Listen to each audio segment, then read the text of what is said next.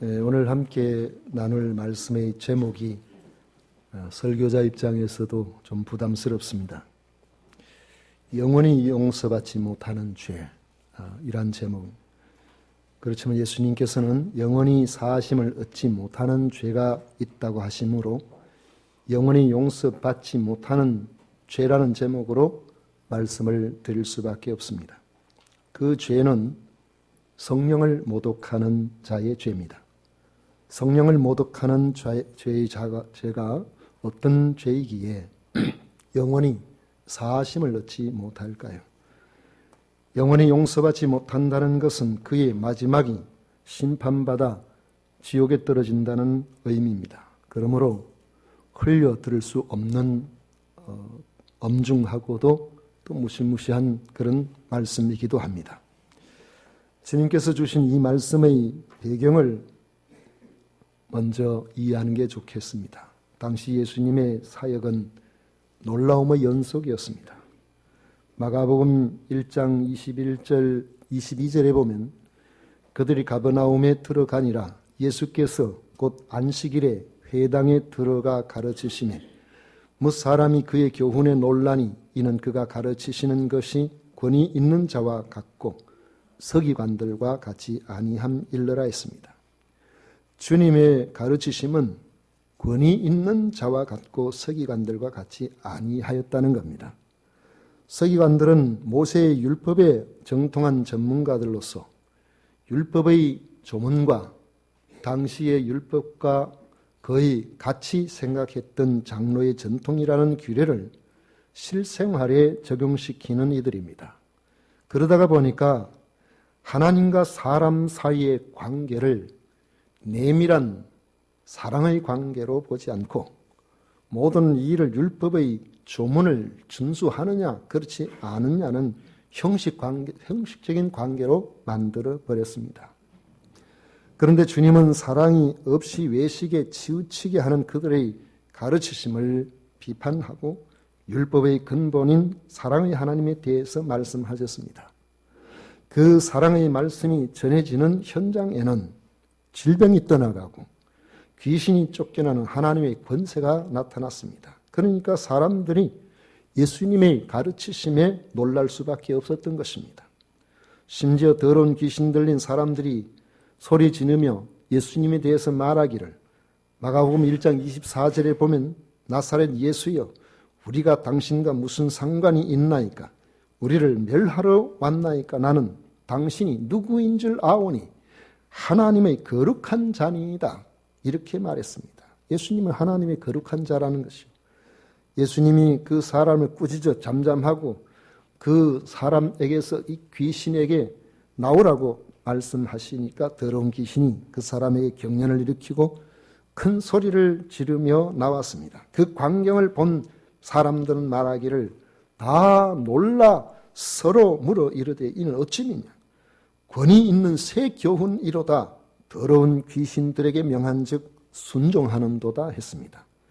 예수님께서 천국 복음을 전하시고 귀신을 쫓아내시고 온갖 병든 자를 고치셨을 때 그 소문은 순식간에 온 갈릴리 사방으로 퍼져나갔습니다. 곧 예루살렘까지 그 소문이 자자하게 되었던 것입니다.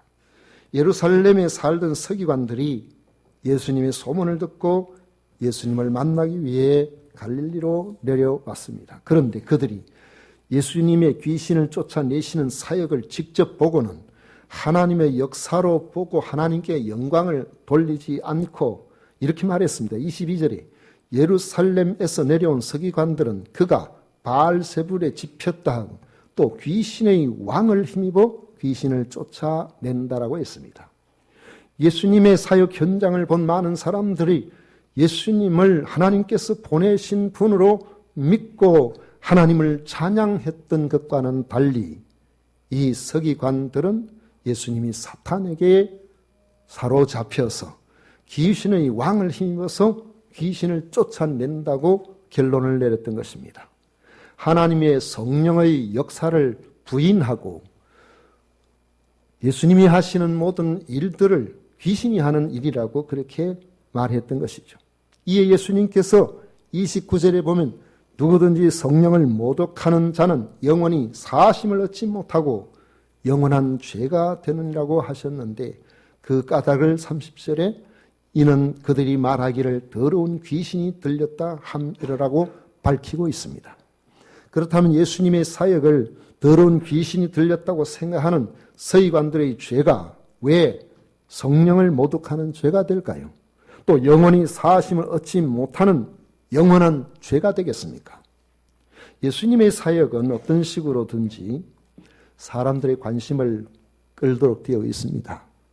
예수님의 초기 사역에서 계속해서 주님이 일하실 때에 역사가 일어나고 기적이 나타날 때에 그 기적의 현장에 있던 사람들에게 입단속을 시킨 이유도 거기에 있습니다. 많은 관심 때문에 사람들이 몰려오고 하니까 예수님께서 하시고자 하시는 사역에 지장을 초래할 수 있었기 때문에 그렇습니다. 마가복음 1장 34절에 보면 예수께서 각종 병이 든 사람을 고치시며 많은 귀신을 내쫓으시되 귀신이 자기를 알므로 그 말하는 것을 허락하지 아니하시니라고 했습니다. 한 나병 환자를 고치시고도 말씀하셨습니다. 마가복음 1장 44절에 이르시되 삼가 아무에게 아무 말도 하지 말고 가서 내 몸을 제사장에게 보이고 내가 깨끗하게 되었으니 모세가 명한 것을 드려 그들에게 입증하라고 하셨다고 말씀하고 있습니다. 그런데 이 사람이 자기에게 일어난 일을 가지고 자꾸 이 사람 저 사람들에게 간증하고 다니니까 예수님께서 동네에 들어가실 수가 없었습니다. 많은 사람들이 자꾸 몰려드니까 예수님께서는 바깥 한적한 곳에 계셔야 하는 이런 상황이 발생했습니다. 마가복음 3장 11절 12절에도 보면 더러운 귀신들도 어느 때든지 예수를 보면 그 앞에 엎드려 부르짖어 이르되 당신은 하나님의 아들이니다 하니 예수께서 자기를 나타내지 말라고 많이 경고하셨다고 말씀하고 있습니다. 그렇지만 소문을 들은 사람이 예수님이 어디에 계시든지 한적한 곳에 계셨다고 하더라도 주님을 만나러 왔고 주님을 만나러 온 사람이 인산인해를 이루게 되었던 것입니다. 예루살렘에 있던 서기관들도 이처럼 예수님이 하신 그 일에 대한 소문을 듣고 갈릴리까지 그들이 예수님을 만나러 온 것입니다. 그런데 이 서기관들이 예수님의 소문을 듣고 예수님을 만나게 된 것처럼 우리는 직간접적으로 예수님을 만날 수밖에 없는 환경에 놓여 있습니다. 내가 잘 아는 가까운 사람들이 예수님을 믿어서 예수님을 믿는 그 이야기, 그 과정 이야기, 교회 이야기, 성경 이야기들을 하게 될 때에 우리가 듣게 됩니다. 어릴 때 가본 교회의 기억과 성경 동화 이야기가 좀처럼 잊혀지지를 않고 예수님에 대해서 어렴풋이 알게 할 수 있습니다. 길 가다가 전도자가 전해주는 전도 책자를 들여다보다가 예수님께서 왜 십자가를 주셨는지 그 이유를 우리의 눈으로 확인하게 되기도 합니다. 글을 읽기 싫은 사람은 복음 전도의 핵심 이 구호가 되는 예수 천당 불신 지옥의 이야기를 듣습니다. 예수님을 믿으십시오. 그리하면 구원을 받을 것입니다. 당신의 가정에 하나님의 은혜가 임하게 될 것입니다. 이런 이야기들을 우리는 적어도 한 번쯤은 들어볼 수 있습니다. 이처럼 예루살렘의 서기관들도 예수님에 관한 소문을 듣고 갈릴리까지 와서 예수님을 만나게 된 것입니다. 그런데 예수님과의 대면이 어떤 사람에게는 큰 기쁨과 환희가 되지만은 어떤 사람에게는 부담스럽고 유쾌하지 못한 만남이 되는 경우도 있는 겁니다. 예수님의 사역과 가르침은 지금까지 살아온 삶의 강력한 도전이 되기 때문에 그렇습니다. 서기관들이 예수님의 사역과 가르침을 접했을 때에 우리가 많이 다르구나 하는 것을 금방 깨달아 알았습니다.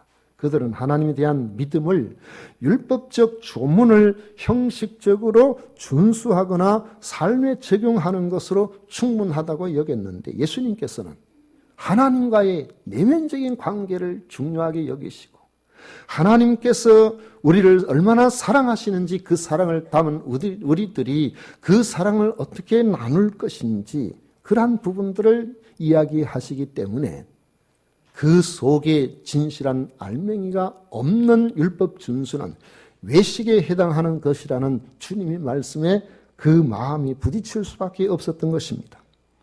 자기 종교적 구조에 편안하게 안주하고 있던 이들로서는 마치 문을 열고 자기들의 속마음을 들여다보시는 것 같은 이런 주님의 가르치심이 결코 편안할 수가 없었던 겁니다. 또 예수님의 강력한 치유사역과 귀신을 쫓아내시는 이 일은 자신들의 무능력을 바깥으로 이렇게 드러내는 것과 같이 몹시 불편해졌던 것입니다. 정도의 차이는 있을지 몰라도 누구라도 예수님을 대면하고 하나님의 말씀, 예수님의 말씀을 진지하게 받아들이게 된다면 지금까지 살아왔던 내 삶의 태도에 방향을 바꾸지 않고서는 불편하게 되어 있는 것입니다. 가족을 대하는 문제도 그렇죠. 진심으로 가족을 사랑하고 가족을 위해서 그렇게 살지 못한 사람, 예수님을 만나면 자기가 지금까지 살아왔던 그 삶의 태도, 가족이 잘못했던 그런 것들이 불편하게 되어 있습니다. 교회를 섬기는 문제도 그렇습니다. 돈을 사용하는 문제도 그렇습니다. 시간을 사용하는 것도 마찬가지입니다. 모든 일에서 주님의 말씀이 내 자신을 밝히 드러내버린다는 점에서 불편을 느낄 수가 있는 것입니다. 이때 믿음의 사람은 삶의 기준을 자신에게서 주님의 가르침으로 옮기려고 합니다. 거기에는 희생이 따릅니다. 어려움이 있지만은 그래도 불구하고 주님이 말씀하시고 그 말씀이 나를 불편하게 하는 그 부분이 주님의 마음에 들지 않는 것이라고 한다면은 우리 자신의 삶의 변화를 도모하려고 하도록 되어 있습니다. 그렇지만은 불신앙의 사람은 그 불편함이 있을 때 그 불편함을 해소하는 방식을 다른 식으로 해버린다는 것이죠. 말씀을 잘못 전했다고 하든지 아니면 말씀이 들려지는 자리를 피하려고 하게 되어 있는 것입니다. 우리에게도 충분히 갈등이 올 수가 있습니다. 그렇다면 이런 갈등이 올 때 과연 우리가 어떻게 해야 될까요? 피한다고 문제가 해결되지 않습니다. 오히려 힘들어도 말씀에 순종하는 길이 우리가 살 길이고 우리가 복을 받는 길인 줄로 믿으시기를 바랍니다. 예루살렘에서 내려온 서기관들이 예수님을 만나러 왔다는 그것은 그 자체로 보면 기특한 일이죠. 그런데 주님을 만나게 되었다는 것은 주님에 대해서 어떤 관점을 가지고 살아가야 될 것인가 하는 것을 선택해야 되는, 결정해야 되는 이런 상황이 왔다는 것을 의미합니다. 단순하게 말하면 예수님이 하나님의 아들이시라고 인정하고 예수님의 가르침을 따를 것인지 아니면은 사탄에게 속해 있다고 그렇게 생각하고 그렇게 예수님에 대해서 인정하지 않고 멀어지든지 선택해야 되는 상황이 왔다는 것입니다. 선택은 단순하지만 그 선택이 가져오는 파장은 결코 만만하지 않습니다. 만약 예수님을 하나님의 아들로 인정하게 된다면 지금까지 추구하던 삶의 방식을 떠나서 예수님의 가르침을 받아들여야 합니다. 그런데 예수님을 하나님의 아들로 인정하게 된다면 서기관들로서는 지금까지 존경받으며 살아왔던 자리에서 떠나야 되는 엄청난 희생을 요구받게 되는 것입니다. 지금까지 누려왔던 안락한 생활, 또 사람들로부터 인정받았던 사회적인 지위, 사람들의 관계, 자존심 이런 것들을 주님이 하나님의 아들이라는 사실을 인정하고 주님이 행하시는 모든 일들이 성령의 역사라는 사실을 받아들이게 된다면 그 순간부터 그가 지금까지 누려왔던 모든 것들이 송두리째 흔들릴 수가 있는 겁니다. 요한복음 3장에 보면은 바리새인이었던 니고데모가 예수님께 찾아왔습니다. 그런데 예수님께 찾아올 때 낮에 오지 아니하고 밤에 살짝 왔어요. 왜냐하면은 자기는 바리새인이요. 그리고 그곳의 관원이라는 지도적인 위치에 있었기 때문에 그 당시에 이런 지도적인 위치에 있는 사람들, 바리새인이나 서기관 같은 이런 사람들은 예수님에 대해서 대체적인 분위기가 좋지를 않았습니다.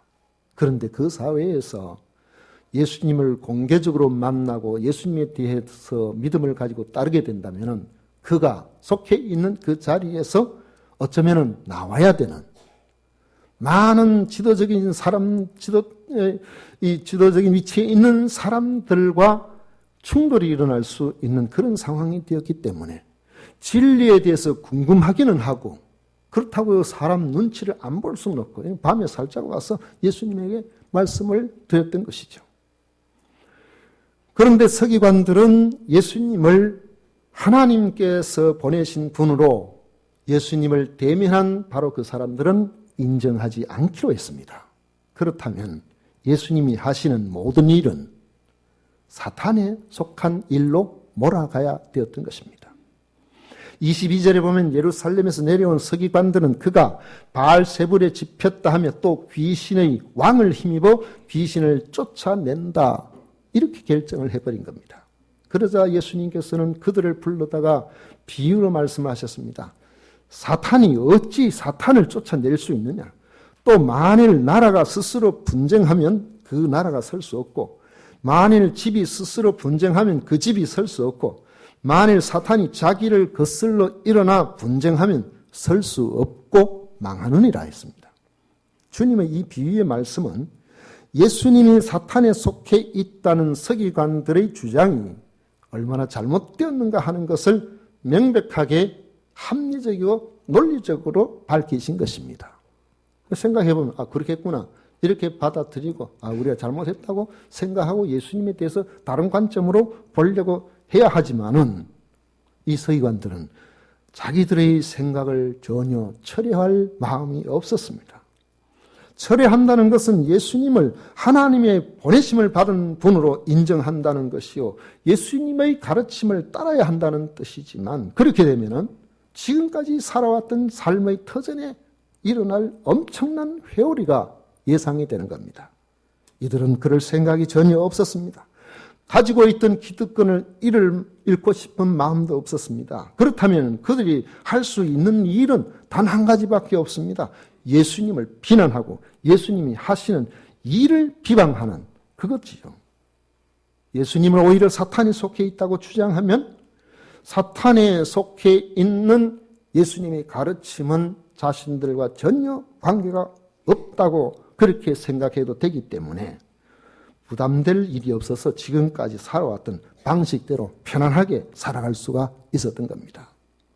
그래서 주님께서 28절에서 내가 진실로 너희에게 이르노니 사람의 모든 죄와 모든 모독하는 일은 사심을 얻되 하신 말씀처럼 사실 그리스도인들 죄를 지을 수 있죠. 허물과 죄가 우리에게도 있습니다. 근본적으로 예수님께서 십자가에 달려 못 박혀 죽으심으로 그것을 믿는 것은 바로 하나님이 우리를 구원하시려고 하는 구원 계획과 그 구원의 실행의 모든 과정들을 다 받아들이는 거예요. 믿음으로 우리가 받아들이는 거죠.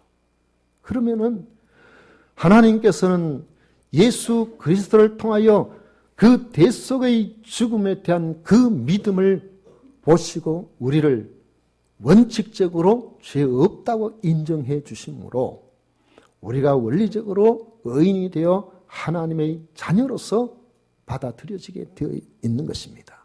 그런데 우리가 이 믿음은 과거에 우리가 지었던 죄 그리고 오늘 우리가 지을 수 있는 죄 그리고 앞으로도 우리의 죄성이 남아있어서 지을 수 있는 죄까지도 주님 아시고 십자가에 한 번에 돌아가셔서 그 모든 것들을 한 번에 다 처리해 주신 거란 말이죠. 이렇기 때문에 우리가 구원 얻은 하나님의 사람들은 예수님을 믿음으로 구원을 받았지만 남아있는 그 죄성 때문에 미래에 계속해서 허물과 죄 가운데 놓일 때고 유혹에 넘어갈 때가 있다는 것입니다. 그러나 그러한 경우라고 할지라도 구원받은 하나님의 사람은 내 삶의 죄라고 깨달아지게 되면은 하나님 제가 이거 잘못했습니다. 저거 잘못했습니다. 인정해요. 그 허물을 인정하기 때문에 그것을 가지고 주님 앞에 나아가서 자신의 허물을 자백하게 되는 겁니다. 그렇게 자백하게 될 때에 우리 주님께서는 그렇지, 내가 십자가에 달려 못 박혀 죽은 것은 너의 과거의 죄뿐 아니라 오늘 너의 허물과 앞으로도 약해서 넘어질 수 있는 그것까지도 위해서 내가 십자가에 못 박혀 죽은 것이니라. 주님께서 우리에게 주시는 은혜가 거기에 있습니다. 그래서 요한일서 1장 9절 이하에 보면 만일 우리가 우리 죄를 자백하면 그는 미쁘시고 의로우사 우리 죄를 사하시며 우리를 모든 불의에서 깨끗하게 하실 것이요라고 말씀을 하셨습니다. 분명히 요한일서 1장 8절에 보면 만일 우리가 죄가 없다고 말하면 스스로 속이고 또 진리가 우리 속에 있지 않다라고 말씀하셨습니다. 그럼에도 불구하고 우리의 허물과 죄를 인정하고 주님 앞에 나아가 자백하면 하나님께서 우리를 구원하시기 위해서 보내신 예수 그리스도의 골고다의 그 십자가 피의 능력은 이 땅에 사는 우리들이 하나님 앞에 구원받지 못할 죄가 없도록 하나님 다 해결해 주신다는 약속인 것입니다. 그러므로 우리는 허물이 있을 때, 죄가 있을 때에 그것을 숨기는 사람이 아니라 그걸 드러내는 사람이에요. 하나님 앞에 나아가서 나의 부족을 인정하고 말씀을 드리는 사람입니다. 왜냐하면 거기에 주님께서 다 받으시고 용서해 주실 것이기 때문에 그런 것입니다. 그런 점에서 우리의 인생이 세상에서 용서함을 받지 못할 죄라는 것은 없는 겁니다. 그런데 오늘 제목에서도 말씀하고 주님께서도 말씀하신 것처럼 용서함을 받지 못할 죄가 한 가지 있다는 겁니다. 바로 예수님과 예수님의 가르치심을 거부하는 죄입니다. 서기관들은 예수 그리스도가 하나님의 아들이심을 인정하기를 끝까지 거부했습니다. 거부하면서 예수님이 하신 귀신을 쫓아내고 질병을 치료하고 하나님 나라의 일들을 말씀을 하실 때에 그들은 그 모든 것들을 성령의 역사라고 말하지 않고 귀신의 역사라고 그렇게 해버렸던 겁니다. 이것이야말로 성령을 모독하는 일이 된 것이죠. 그래서 하나님의 성령이 하시는 일을 우리가 보고 감탄하고 그것을 보고 감격하고 성령 하나님께서 하시는 일을 보고서 하나님을 찬양하고 그렇게 해야 될 텐데 성령이 역사하시는 그 일을 보고 자기들의 생각과 맞지 않다고 그 기득권을 지키기 위해서 그들이 하나님이 하시는 일을 귀신이 했다고 그런 식으로 이야기를 해버리면은 이들은 곧바로 예수님께서 하나님의 아들이심을 인정하기를 거부했다는 것을 의미하는 겁니다. 이런 상태로 계속해서 물론 무지로 그렇게 한다고 하면 언젠가 때를 따라서 그들이 새로운 변화를 받아서 예수님을 받아들인다고 한다면 문제가 달라지게 되겠지만은 바로 그러한 상태로 지속적으로 나아가게 된다면은 그들은 절대로 구원을 받을 수가 없도록 되는 것입니다. 그런데 생각해 보십시오. 예수님을 그리스도로 받아들이고 예수님을 진실로 믿는 성도라면은 절대로 이렇게 할 수가 없습니다. 이렇게 되지를 않아요.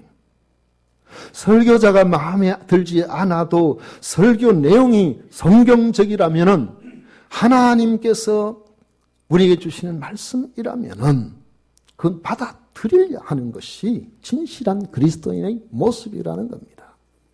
그런데 서기관들처럼 예수님에 대해서 등을 돌리고 예수님이 하신 성령의 역사를 귀신이 한 일이라고 폄하하고 모독하게 된다면은 그리고 계속해서 이렇게 살아간다면은 그는 결코 사심을 영원히 얻지 못하게 된다는 겁니다.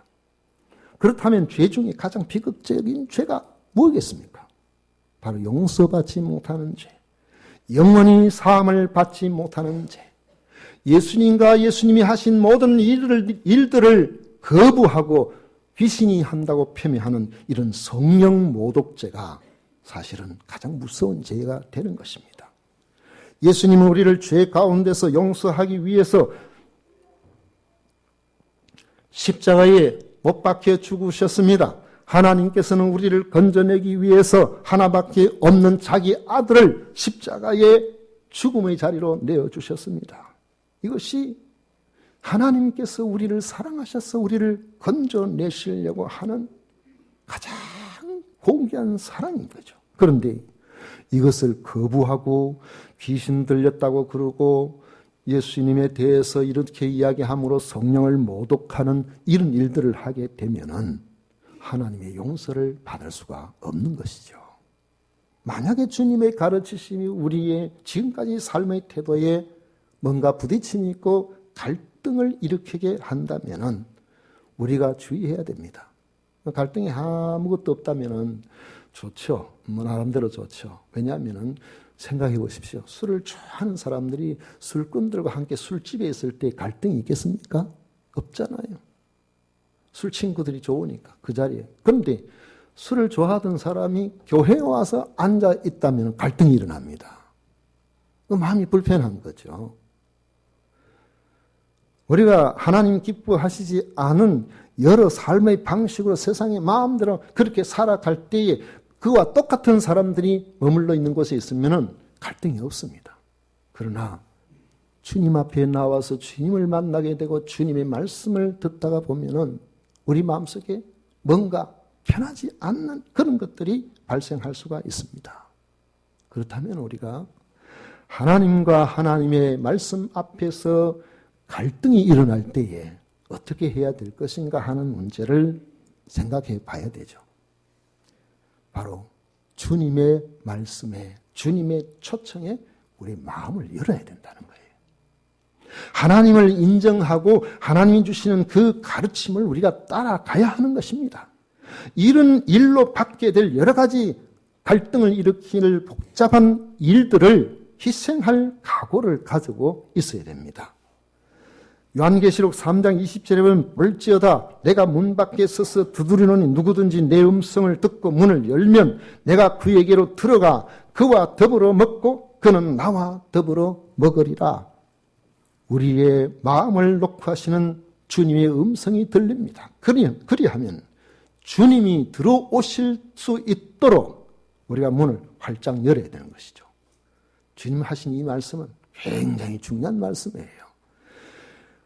내가 문 밖에 서서 누구든지 내 음성을 듣고 문을 열면 내가 그에게 들어가 그와 더불어 먹고 그는 나와 더불어 먹으리라 했는데 이건 바로 임마누엘입니다.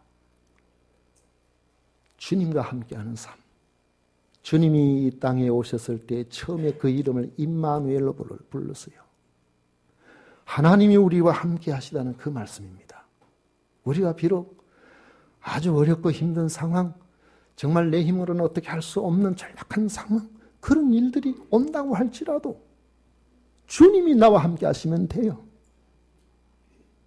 내 호주머니에 버스 차비가 전혀 없다고 할지라도 그걸 대신해 줄 분이 있으면 내가 별로 걱정하지 않아도 됩니다. 우리가 구약 성경에부터 계시록까지를 읽어보면 인생이 만나는 온갖 문제들, 갈등 요소들이 아무리 많다고 하더라도 여호와께서 함께 계시니 이렇게 하면 걱정이 없어요. 이렇게만 되었다 하면은 문제가 해결되는 겁니다. 거기에 하나님의 놀라우신 은혜가 있는 겁니다. 그런데 간혹 가다가 성경 구절을 보면 하나님이 떠나셨다는 그런 말씀이죠. 하나님이 떠나시면은 그때부터는 우리의 인생이 험난한 파도 속에서 좌절과 절망으로 점철된 그런 삶을 살아갈 수밖에 없도록 되어 있는 것입니다. 그러므로 우리는 항상 주님 앞에서 주님의 말씀, 주님의 초청에 우리가 마음을 열고 주님을 모셔드리고 주님과의 교제의 자리로 들어가려고 애를 써야 됩니다. 그 사이를 가로막는 갈등 요소가 있다면 과감하게 그것을 제거해내야 돼요. 그것을 제거하고 주님과의 온전한 관계로 들어가면 오늘 말씀에서 여러분들에게 제가 드린 것처럼 주님의 풍성한 교제의 잔치 자리로 주님은 초청하실 때에 그 잔치 자리에 들어갈 수 있다는 것을 말씀하고 있습니다. 말씀을 맺도록 합니다. 주님을 거부함으로 영원히 사함을 받지 못하는 불행한 인생이 된다는 것은 얼마나 마음이 안타까운 일입니까? 마음을 열기만 하면 주님을 인정하고 주님의 가르치심을 따르기만 한다면 용서받지 못할 죄는 없는 겁니다. 오히려 영접하여 하나님과 함께하는 잔치가 벌어집니다. 누가복음 15장에 탕자의 비유에서도 그 부분을 잘 보여주고 있죠. 영벌이 아닌 영생의 소망이 그 만문을 여는 이들에게 기다리고 있는 것입니다. 우리에게 마음을 놓고 하시는 주님의 작은 음성이라도 들린다면 여러분 민감하게 반응하셔서 만문을 활짝 여시기를 바랍니다. 그 속에 주님을 모셔드리십시오. 주님이 우리와 함께 하신다면 여러분 걱정하시지 않아도 됩니다. 주님이요 우리와 함께 하신다면 그 가르침을 우리가 따르며 순종할 수만 있다면 하나님께서 세월 속에서 우리를 가장 복된 사람으로 만들어 주실 것입니다. 이런 은혜가 오늘 이 말씀 가운데 아멘으로 받는 모든 성도들 충만하시기를 축원합니다.